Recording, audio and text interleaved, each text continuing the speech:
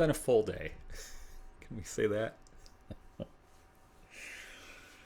Oh my gosh. Um, I gotta say, at a high level, I'm grateful to, the opportunities afforded to me. And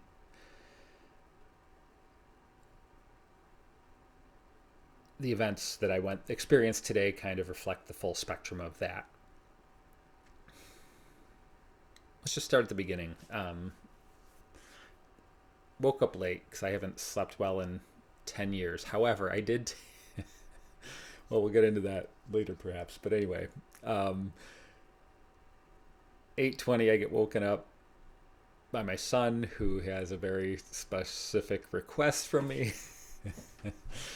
um, we kind of addressed that. And then I realized I'm kind of grateful that he woke me up because I had a 9 a.m. yoga session scheduled, which I'm on a free trial at a gym, and I've been trying to go every single day of the free trial. It's only 7 days, but I'm now on day 5, I think, and so I'm like, I gotta go at least 7 days. I mean, it's free, it's great. Um, so anyway, left at 8:45. Got about 3 minutes from my house. So I'm on Lowry and Taylor, and I see a car get pulled over. And first I thought it was police. Um, it looks like a police squad. The guy who gets out has police across the chest. So I was kind of relieved at that it wasn't ICE, knowing the behavior of ICE that I've heard. I haven't experienced firsthand, but it turns out it was ICE. He had the mask up so you couldn't see his face. Can we just start with that? I mean, there's so much that's going on that it just seems like it's intended to intimidate. The mask thing. We have professional law enforcement, police officers, state police that never wear a mask, and they're under equal or worse harassment potential because they live here. At least they live, within an hour of here where they work. They surely don't commute from much further than that, maybe an hour and a half. And yet, for decades and maybe forever, they've never worn masks. And there's something really scary. By the way, they also have license plates. These ICE cars do not have license plates, and they wear the masks. Let's just start with that and just say how creepy that is. And scary. I can't think of any other reason for those two things than to just create fear. Because when you see a police car in Minneapolis, it says police on it, and it has like a badge ID number. It doesn't have the person's name on it, but we can in theory, say, okay, it's a police car, and it has some ID number on it that we could file a complaint with, or hold somebody accountable for something maybe. None of that exists with ICE officers. Oh, by the way, police officers also have their name on their uniform. Officer so-and-so, Officer Smith. ICE officers have none of this. It's just creepy, man, and unsafe, and it's a way to avoid accountability. It's so frustrating and scary to me. Frustrating because there's no accountability. Scary because there's no accountability, and so do what you want. Nobody knows who you are. You have a mask. It was only by the grace of God that we figured out who killed the person in Minneapolis last week. It wasn't sure as hell wasn't ICE that told us who did it. It took some detective work, and that, my understanding is that same officer was involved in a really odd thing that happened a year ago in Minneapolis, and so somehow somehow the people, the citizenry, or the journalists connected the dots on that and figured out who it was that killed Miss Good.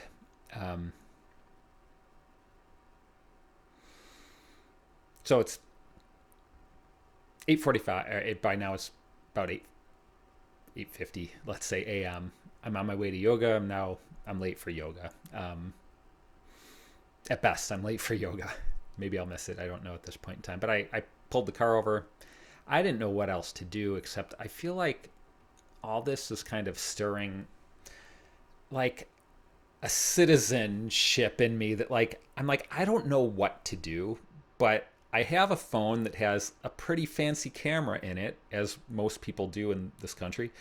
And I was like, the least I could do for this person who's being pulled over is film it.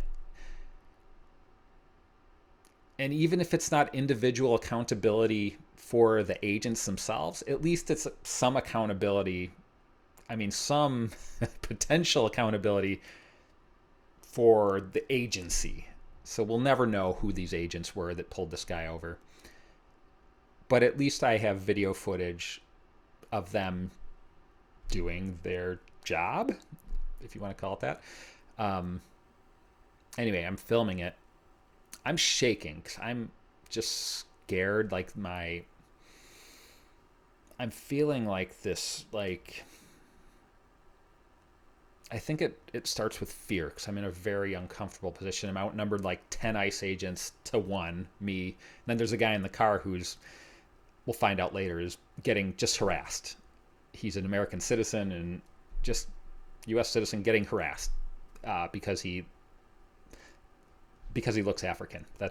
I can't think of any other reason why they pull us over. He was, and we'll get into this. I talked to him afterwards.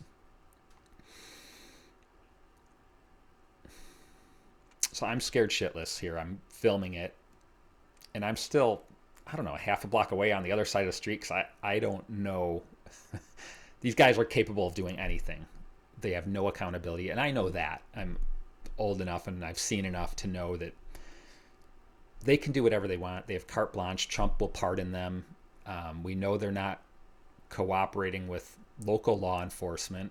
We know they're not sharing any crime scene information with local law enforcement. So anybody who goes to even just film ICE is putting their bodies at risk and their freedom at risk. So that's the reality of it. So I'm scared to death here. Not scared to death, but I'm scared. I mean, I'm shaking as I'm filming this. Meanwhile, I don't even know how to use the video app on my phone. I'm such an idiot. I do tech all day for a living, but honestly, it didn't occur to me to click record on my phone. Instead, I opened up YouTube and clicked plus, and I was like, am I filming? Okay, good. I'm filming, I think. And then I had to turn the camera around. It's ridiculous how bad I am at using this rather basic technology in a bind. And maybe that's the thing. I'm in a place where I didn't expect to need to use it. I was just going to yoga and I have to pull out my phone. And so meanwhile, I'm trying to get that. Finally, I think I get the YouTube thing going. I'm like, okay, I'm pretty sure this is recording and I'm streaming live. So that was the key. I wanted to stream live with YouTube. In hindsight, maybe I should just record it to the cloud, and that would be easier and simpler and all that. But I'm doing that in the meantime, so I get that going, and I'm trying to text my neighbors because I'm here alone with 10 ICE agents and one guy who's being harassed. And so I start texting. I pulled up a local neighborhood thread, and I was just like, hey, I'm at such and such intersection. ICE is doing a thing here. I don't really know, but I'm filming it. And shortly thereafter, seconds after I sent that, I heard whistles, or at least one whistle, which has become the insignia or logo of people who just want to notify people that ICE is here. And so I heard the whistle, and that was actually, I felt a little bit better when I heard that. And it wasn't but a minute or two later when probably a handful of we'll call them protesters showed up, people who were making noise with whistles primarily. Some people were yelling at the ICE officers. And again, this is in my neighborhood. This is not downtown. I live in Northeast Minneapolis, and this is 3 minutes from my house. So this is street that I go down every day. This is where my kids go. And maybe that's like part of the thing is it's not safe when you have an unaccountable police force going around in groups and just rounding people up with no accountability. That is not safe for anyone.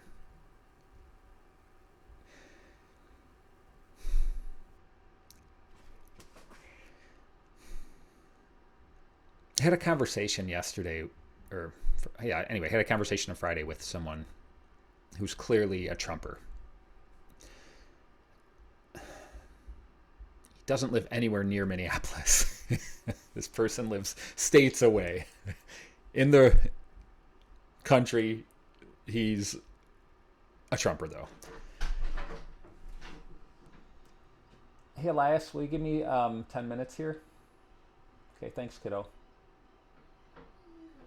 Hungry? Okay, I'll come up in 10 minutes and get you some more food, okay? Sound good? Yes, Dad. Okay, thank you. Quick hug? Oh, quick that. Okay. Love you. All right, I'll be up soon to get you food, okay?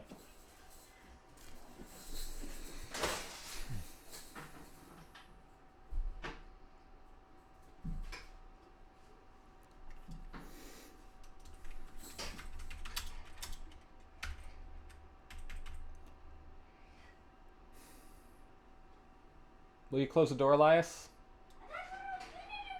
Okay, thank you.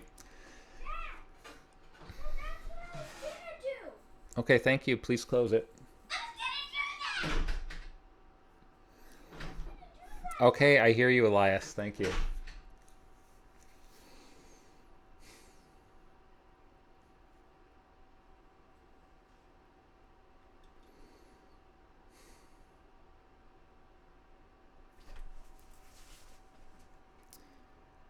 So, I'm going to jump around here.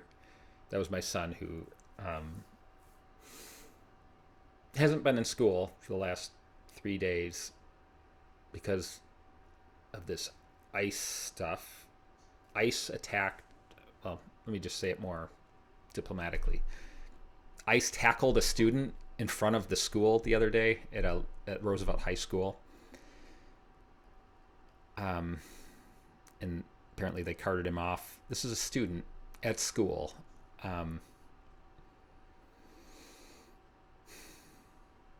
have 3 kids. One of them's in high school, one's middle school, one's grade school, and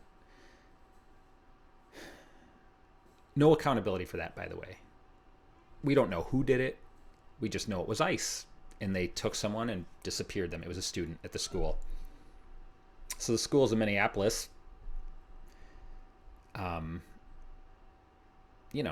They got to do something.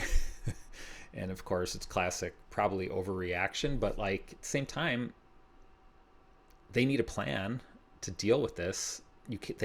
They're responsible for the safety of their students. And so I don't hold it against them that they took a few days to figure it out. Anyway, they said we can go back to school on Monday, and they seem a little bit more organized. They have plans in place for if ICE shows up, here's what we do. They've kind of communicated that to us.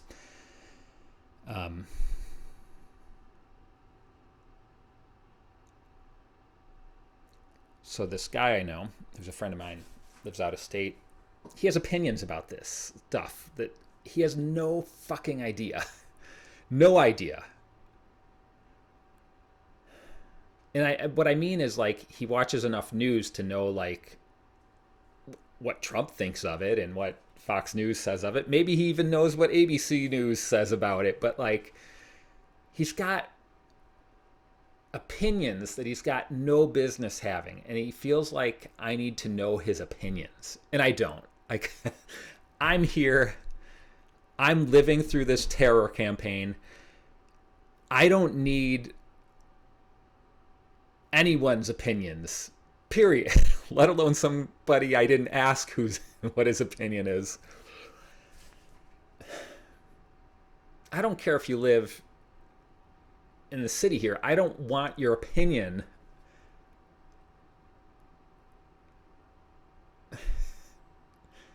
I'm I'm living with enough anxiety because of this and enough fear, and I'm responsible for my family's well-being. That's enough. I don't need your dumbass telling me point counterpoint and slanting it in Trump's favor. We can start there. I mean, I guess if you're going to slant it in against ICE, maybe I would be more amenable to hearing it because I'm living with the terror of ICE right now. And by the way, I'm not living with it to any degree that this person that got pulled over today was, who got pulled over only because he was African looking. And I say that I don't know for a fact. That's what he believes because I talked to him afterwards. And he's a neighbor here. He's just coming through, was just going to work. I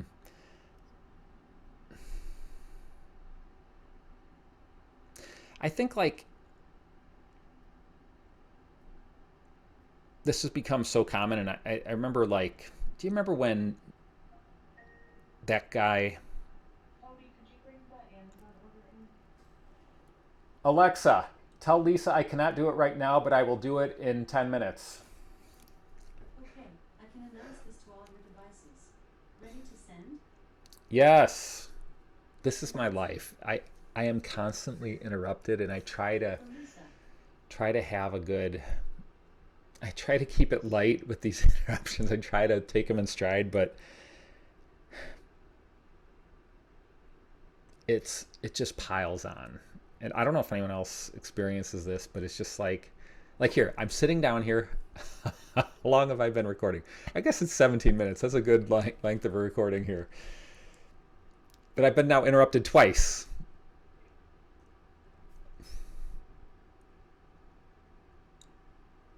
Just sauce for the goose, man.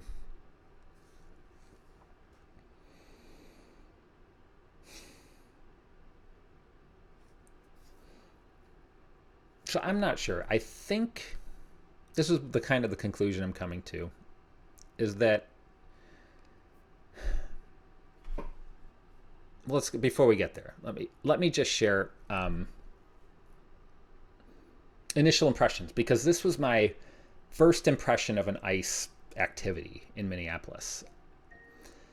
I'm being interrupted again here. Just a second.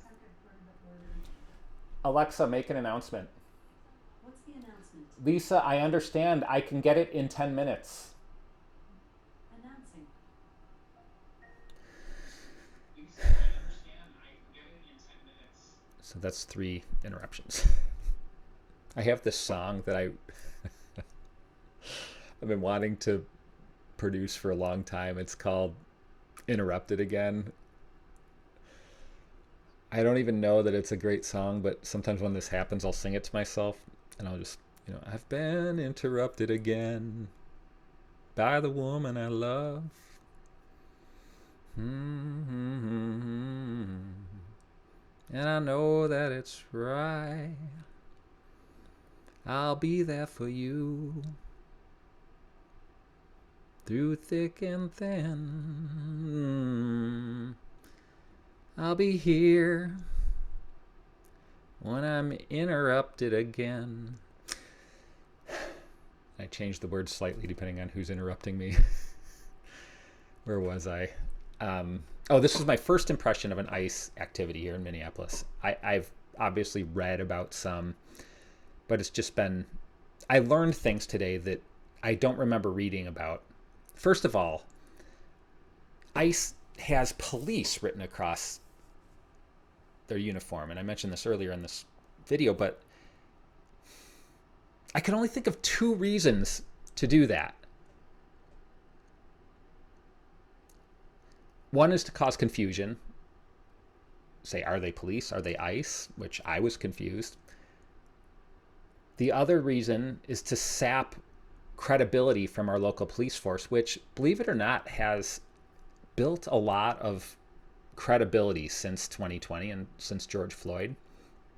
I'm not saying they're perfect or anything, but they have been working really hard, and I've seen them just the way that they've changed since George Floyd, it's been big.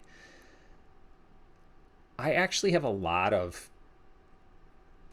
respect for our local police force, and I have a high degree of trust that they will act professionally. I'm sure there's disagreement about that, but honestly, that's where I feel. I didn't feel that leading up to 2020, but that's what I feel today. And I think they've worked hard. I get the sense that, the current chief really has been working to turn things around in terms of community relations. And it's really sad to me that ICE is... Oh, here's another interruption. Hey, Elias, can you give me a little time? What? Can you give me a little bit of time here, another 5 minutes? Please, will you close the door? I was gonna do that! Okay, thank you. That's 4 interruptions.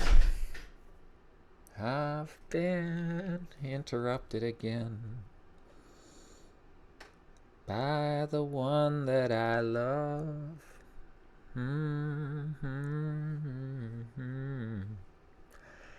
I know that it's right. God, these interruptions kill me, man. I have a co-working space only so I can go there and not be interrupted. That's the only reason. I have a perfectly fine office here, but I am constantly interrupted.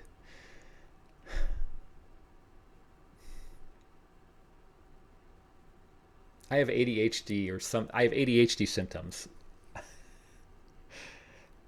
Trust me, these interruptions do not help. Someone with ADHD who has chronic sleep issues is just being pummeled with interruptions, incoming interruptions.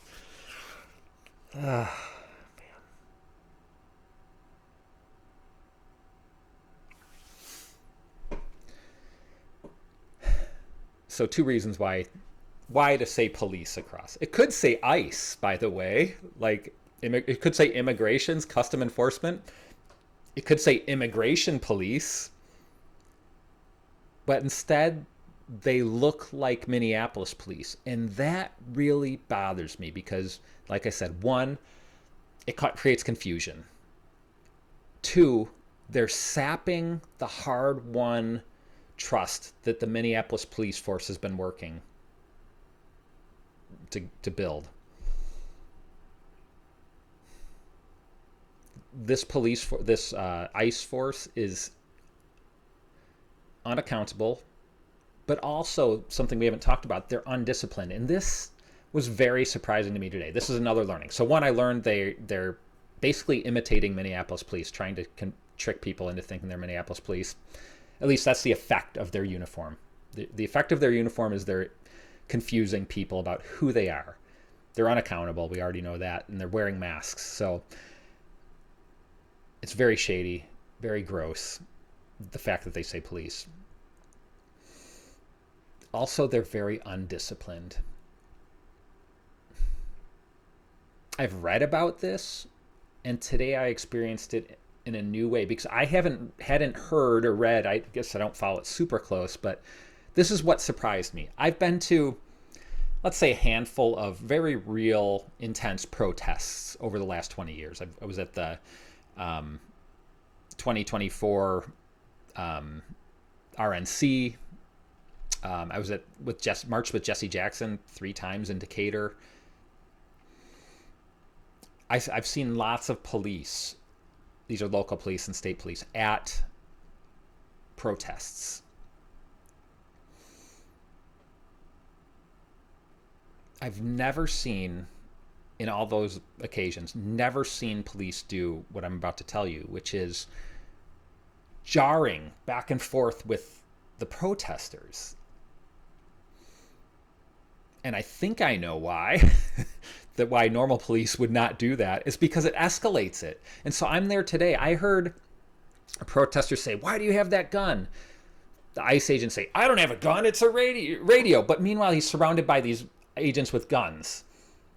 And so it's just, he's escalating. Just the response is escalating. It's undisciplined. Somebody in the protest today that showed up at this stop says, "Why don't you go terrorize your own community?" And the response from the ICE agent was, "I live on 5th Street." And the protester says, "What neighborhood?" And he's like, "I'm not telling you that." And you just go, why? Why engage? It only escalates things. And like I said, I've never seen our local police force engage with protesters. And I think they just don't, because it can only be bad for them. It only makes things worse. And I think I really believe that is part of the intention with this ICE invasion of our big cities. I think Trump wants to terrorize people. I really believe that. I think he wants to punish his political enemies.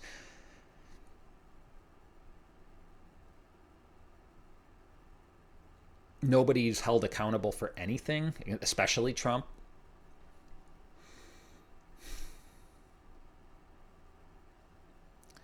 It's just very sad to me that we have a president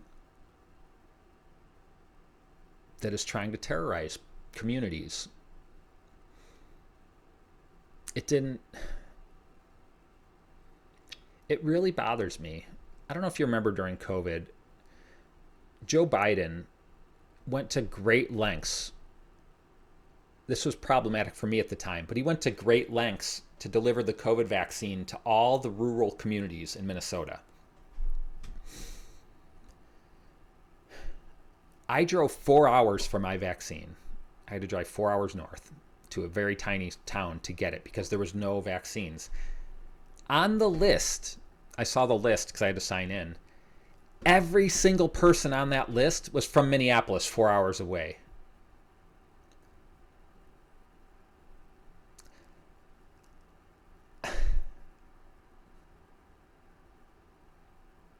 Joe Biden, you can like him or hate him, I don't know, but like, he went to great lengths to get this vaccine to people who didn't vote for him.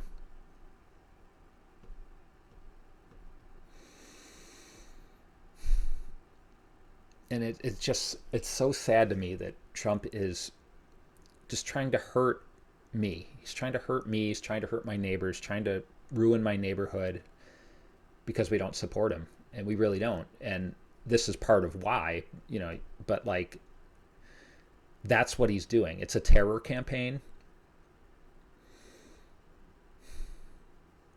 There's no logic. Oh, I didn't even get to the stop. He pulled over and they pulled over. They needed 10 cops. Think of this. You can think of it in any terms you want. Budget, racism. There's all sorts of angles. But it took 10 ICE agents to pull over somebody who's an American citizen. They had no grounds to pull him over. He just looked African.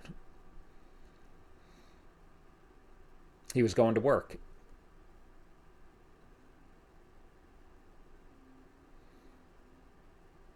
I have video of all this, by the way. Not that anyone. Hey, Elias. This is the 5th interruption, by the way. Can you give me a couple more minutes here? I'll come out when I'm ready, okay? And then I'll get you some food. We already ate dinner, by the way. So he's hungry. He had 1 breadstick for dinner. There was a pot of spaghetti. Just letting you know. He's hungry, but it wasn't from lack of trying. It's also bedtime. God.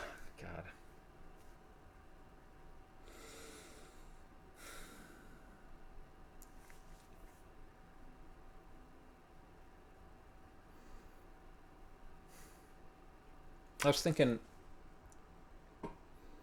even the worst dictators have their supporters in the country, and that's their support base. You can talk about Vladimir Putin, Saddam Hussein, pick the dictator or the horrible world leader.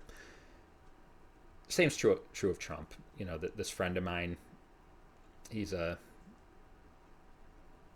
blood brother to Trump. Like, nothing Trump does is bad. He just waits for Trump's cues and chimes in with whatever opinion Trump shares. That's his opinion now.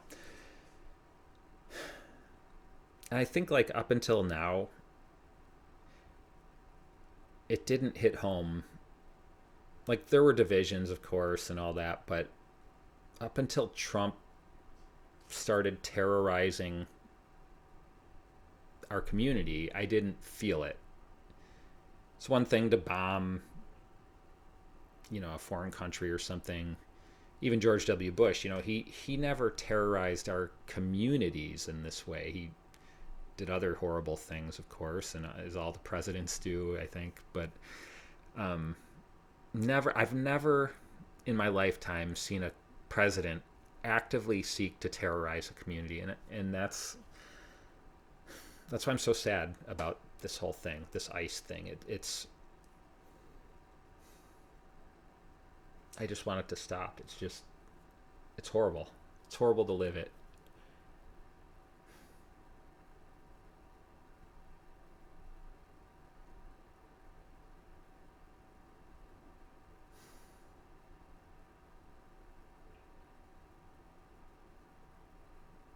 I don't have a channel or anything. Um, I don't know why I'm doing this. It's kind of like my new journalism thing or something. I don't know. This is a one timer. This might be my only bit on this. My only video. I did a video when I was stuck in the hospital, and I think it felt good. The hospital video. This was, I guess, my second bit of quasi opinion journalism. Um, that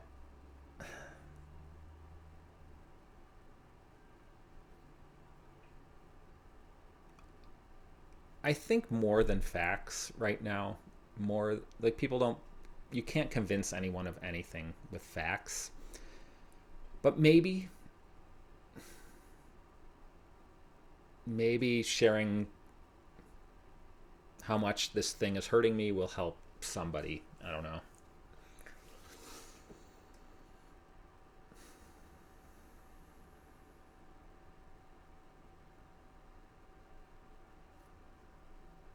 I just don't know.